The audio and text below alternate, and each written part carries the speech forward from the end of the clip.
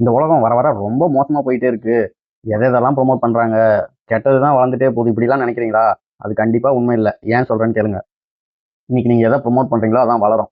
அதுக்கு ஒரு உதாரணம் எடுத்துக்கிட்டோம்னா, ரீல்ஸ்லையோ ஷார்ட்ஸ்லையோ எல்லாத்துலேயும் பார்த்தோம்னா பைத்தியக்காரங்க, நியூடிட்டி, மென்டல் தனமாக பண்ணுறவங்க, இல்லை டான்ஸ் ஆடுறவங்க, இந்த வீடியோஸ்லாம் தான் அதிகமாக வந்துக்கிட்டே இருக்கும் பொதுவாக. ஏன்னு கேளுங்க. ஏன்னா நம்ம அதை தான் பார்க்குறோம், அதை தான் ப்ரொமோட் பண்ணுறோம். ஸோ வீடியோஸ் போடுறவனுக்கு நீ திட்டுறையா என்ன பண்ணுறன்றதெல்லாம் தேவை கிடையாது. அவனுக்கு வீடியோஸ் ஓடிடுச்சுன்னா லாபம். அதே மாதிரி நீ திட்டிகிட்டு இருந்தாலும் சரி, அசிங்கமாக பேசணுனாலும் சரி, இல்லை யூடியூப்லாம் வேஸ்ட்டுன்னு பேசிக்கிட்டே இருந்தாலும் சரி, நீ அவன் யூடியூப்பில் டைம் ஸ்பெண்ட் பண்ணினா போதும். யூடியூப் காரனும் இன்ஸ்டாகிராம் காரனும் பணம் சம்பாரிச்சிடுவான்.